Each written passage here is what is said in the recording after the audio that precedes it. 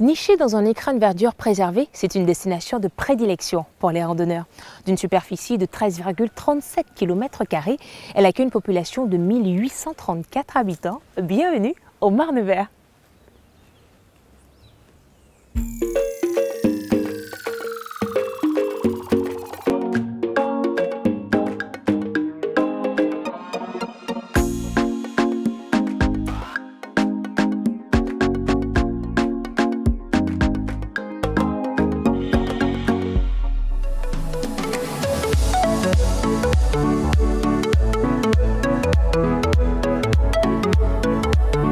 Nous sommes à Beaubarrière, sur le chemin de la Vigie, et à mes côtés, Lucien Salibert, président de la commission technologie de l'information et de la communication pour Cap-Nord et également élu maire de la ville du Morne Vert. Bonsoir Fortuna Louis, bonsoir aux téléspectateurs de la TV. C'est avec beaucoup de plaisir que je vous reçois dans ma commune du Morne Vert pour vous parler du projet numérique de Cap-Nord. Très bien, merci pour cet accueil. La communauté d'agglomération Cap-Nord se met à l'heure du numérique. À l'heure où les points numériques dédiés au public sont en émergence, nous nous sommes intéressés à la nouvelle politique 2.0 mise en place par la commune du Morne Vert. Tout de suite, reportage. C'est ici, à la mairie de Morne Vert, qu'ont été installés 2 points numériques publics depuis 2019. Les Verdimornais ont désormais un accès libre et gratuit à Internet pour effectuer leurs démarches administratives et autres tâches informatiques. C'est la première fois que Jocelyn se rend en mairie pour réaliser une réservation de salle depuis la borne interactive. Bonjour Jocelyn, ça va? Je peux t'aider? Oui, c'était pour savoir, au niveau de la date de prêt du local, c'est la date de jour où on met les clés ou bien c'est... Tout à fait, oui. Petit problème de manipulation ou hésitation de la case à renseigner, tout de suite, un agent ou technicien est disponible à vous aider pour résoudre le problème. Pour Jocelyn, cet accompagnement est vu de très bon œil. J'ai rencontré une petite difficulté, mais j'ai fait appel à l'accueil, qui m'a transmis un technicien qui puisse me faire comprendre ce qu'il y avait sur le site. La municipalité du Morne Vert s'inscrit dans une ère politique numérique concrète en offrant à ses administrés une facilité d'approche aux outils numériques. Nous avons 2 bornes qui permettent effectivement aux administrés d'effectuer leurs démarches en ligne. Donc nous avons la tablette, qui permet de faire des démarches rapides, comme par exemple l'achat de thèmes fiscaux ou bien des réservations de salles. Et puis nous avons aussi un autre point, c'est l'espace numérique, qui permet de faire des actions plus approfondies. On peut effectivement également faire des démarches aussi en ligne, mais on peut aussi faire du traitement de texte et de la bureautique. La MSAP est également un lieu dédié à cet effet. La MSAP, c'est Maison Service au Public, et maintenant qui a changé d'appellation, maintenant c'est Maison France Service, qui est située à la Poste du Bon, et on peut faire les mêmes démarches qu'à la mairie, c'est-à-dire les démarches au niveau du Pôle emploi, de la CAF. Il y a un portail pour ça, donc il y a un poste qui est vraiment dédié à ça, où effectivement l'administré, comme à la mairie, va effectuer ces démarches-là et bénéficier d'un accompagnement par le receveur de poste. Bien que la population des seniors soit plus réticente à ce type d'outils, elle reste concernée par cette nouvelle démarche numérique. Pour les personnes âgées, ça peut être difficile à l'utilisation de la tablette. Donc ils peuvent être réfractaires, donc on peut les accompagner sur l'utilisation de la tablette au quotidien. On peut leur donner effectivement une assistance sur leur démarche, de manière à ce qu'ils puissent être plus à l'aise et plus détendus lors de leur démarche. La ville du Morne Vert, qui compte 1834 habitants, voit les habitudes de sa population évoluer. Avec une fréquentation de 10 utilisateurs par semaine pour la borne interactive et 20 utilisateurs semaine pour l'espace numérique. Les espaces numériques dédiés au public connaissent une fréquentation en progression, soit 3000 connexions depuis le lancement en 2019. La fracture numérique en Martinique aujourd'hui est conséquente par rapport à l'Hexagone. Comment pensez-vous pallier ces inégalités? Sur ce point de la fracture numérique, je pense que nous pouvons combler, je pense à mon avis qu'on peut combler cette fracture sur deux aspects. Le premier aspect, c'est comme l'a prévu la CTM avec Cap-Nord, c'est de pouvoir emmener la fibre optique jusqu'à chez l'habitant. Comme ça, on peut avoir le débit pour travailler, on peut avoir le débit pour lancer des recherches, etc. La deuxième, c'est essayer de rapprocher le citoyen du numérique en faisant tous les efforts possibles pour rapprocher le citoyen du numérique. Je signale simplement à ce niveau que Cap Nord a été effectivement labellisé territoire d'action numérique inclusif. L'objectif, c'est de vulgariser l'information et d'emmener le numérique jusqu'au fin fond des zones rurales. Comment la population pourra-t-elle réellement se rendre compte de l'évolution en ce sens?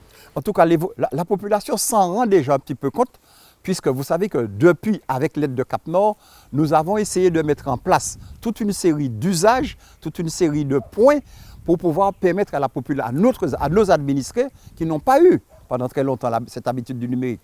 Nous essayons de mettre en place des points numériques pour pouvoir permettre à la population à se familiariser avec le numérique. Je veux parler par exemple, nous avons eu la chance d'avoir la première maison de service au public, avec la Poste en particulier, la CAF, etc., pour permettre à la population du Borne-Vert de venir faire ces opérations au lieu de se déplacer, de partir sous Fort-de-France, d'aller à la Poste et de pouvoir rentrer sur toutes les plateformes, que ce soit le Pôle emploi, les impôts, la CAF, etc., pour effectivement communiquer avec ces plateformes. Mais nous avons aussi mis en place, par exemple, pour cette population, avec l'aide toujours de Cap Nord, nous avons mis en place des conseillers numériques pour passer voir cette population et les former. Nous avons aussi mis au service de cette population une cyberbase avec quelqu'un qui en permanence les reçoit et les familiarise avec le numérique. Nous avons fait plusieurs actions avec l'aide de Cap Nord. En venant aujourd'hui à la mairie du Borne-Vert, vous avez d'un côté la borne interactive pour faire ses commandes de pièces d'état civil, mais aussi vous avez un coin numérique dédié à cette population pour qu'elle puisse travailler, faire ses demandes, etc. Parce qu'elle n'a pas toujours chez elle les éléments ni le matériel qu'il faut pour pouvoir travailler sur le numérique. La dématérialisation des services publics connaît aujourd'hui une forte progression. Le guichet unique de services en ligne mis en fonction est un premier pas pour la commune du Borne-Vert. Reportage.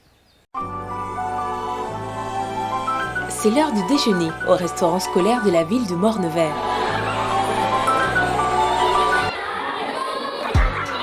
Pour la gestion de ces petits administrés, tout passe désormais par le portail Famille. Un service unique qui a pour but d'établir une meilleure interaction entre le parent et l'administration de la caisse des écoles.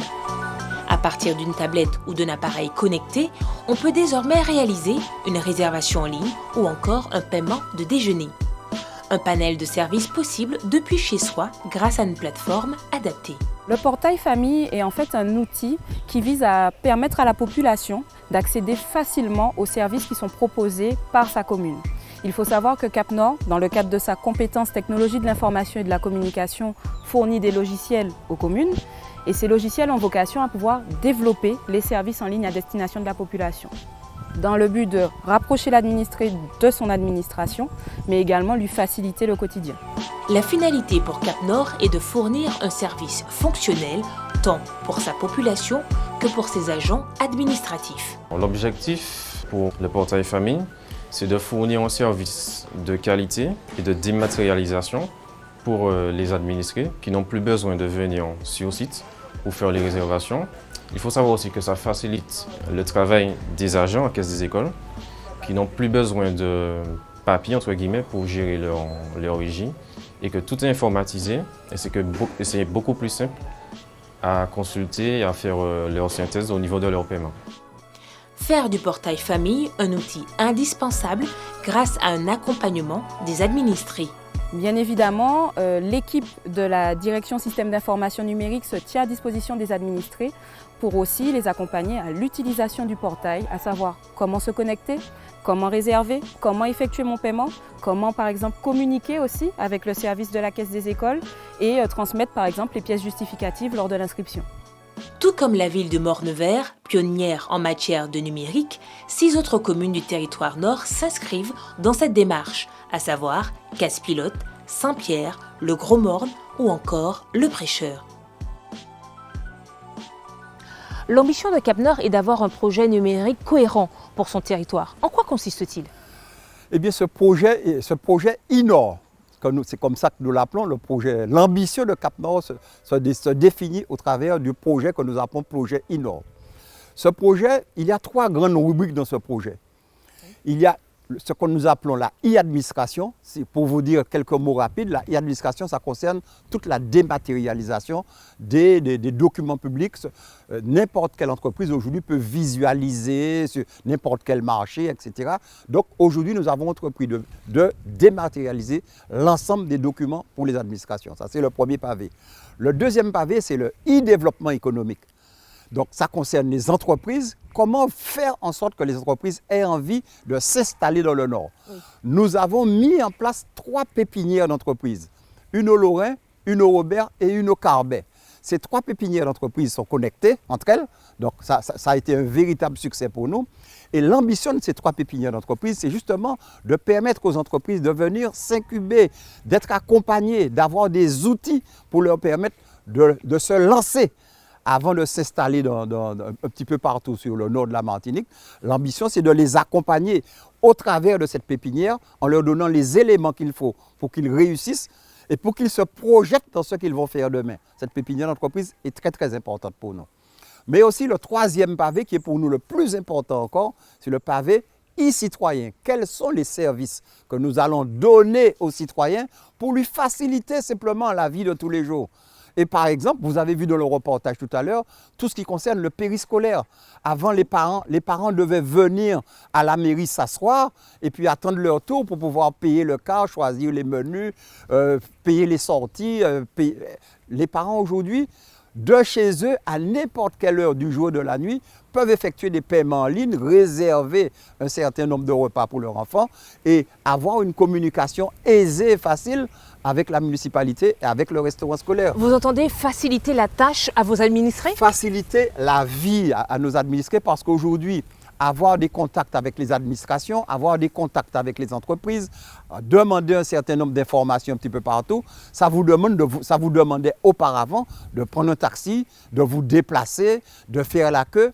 Aujourd'hui, vous pouvez venir directement dans votre commune au travers soit de la maison de service au public, soit de la cyberbase ou des points numériques dont je vous ai parlé tout à l'heure. Vous pouvez venir et puis faire vos opérations sur place. Ou si vous êtes équipé chez vous, vous pouvez communiquer à partir des aides que nous avons mis en place, à partir des outils que vous avez. Vous pouvez communiquer directement avec n'importe qui sur la Martinique ou ailleurs. En parlant d'accompagnement, justement, la population de la Martinique est vieillissante, notamment celle du Nord également. Comment ferez-vous avec les personnes de certain âge, avec les personnes âgées? Nous avons été labellisés territoire d'action numérique inclusif. C'est-à-dire que notre rôle, c'est de vulgariser l'information numérique dans les fins fonds des campagnes. Aujourd'hui, nous pouvons le faire sur plusieurs aspects. Je vais prendre par exemple sur la e-santé, puisque vous parlez des grandes personnes. Sur la e-santé, aujourd'hui, nous travaillons avec ces personnes âgées pour leur faire accepter un certain nombre d'objets, en particulier les objets connectés. Ça peut être des montres, ça peut être des bracelets, ou ça peut être simplement des objets connectés qui sont à l'intérieur de leur domicile, qui nous permettent de rester en contact avec eux, de savoir ce qu'ils font, s'ils se sont bien réveillés, s'ils sont sortis, et si, par exemple, pour ceux qui souffrent de la maladie d'Alzheimer, s'ils sont sortis, est-ce qu'ils sont revenus? Pour ceux qui, éventuellement, on leur donne sur eux ou à côté d'eux toute une série d'objets pour nous permettre de rester en contact permanent avec eux. Également pour les familles. Et pour les familles aussi, c'est une assurance pour les parents qui ne sont pas toujours à la maison. C'est une assurance de savoir qu'il y a quelqu'un en permanence en contact avec les personnes isolées et âgées pour savoir comment elles vivent en fait. Et ça, c'est très important pour nous. Il y a tellement de choses à dire sur le numérique, tellement de choses que Cap-Nord essaie de mettre en place sur le numérique. Par exemple, le bus numérique, dont le rôle, c'est de circuler dans toutes les campagnes pour pouvoir familiariser notre population avec le numérique. Ça encore, bon, nous avons plein d'autres choses à voir et plein de programmes qui pourraient intéresser notre population aujourd'hui vieillissante. Merci Lucien Salibert pour toutes ces précisions. En tout cas, merci encore d'être venu jusqu'au Morne-Vert, ça me fait plaisir. Profitez pour prendre un bol d'air frais avant de revenir sous Fort-de-France. Merci. Nous arrivons déjà au terme de notre émission. Merci de nous avoir suivis. Je vous retrouve samedi prochain, même heure, même antenne, pour la découverte d'une nouvelle belle commune de notre Martinique et bien entendu pour un nouveau cap sur le Nord.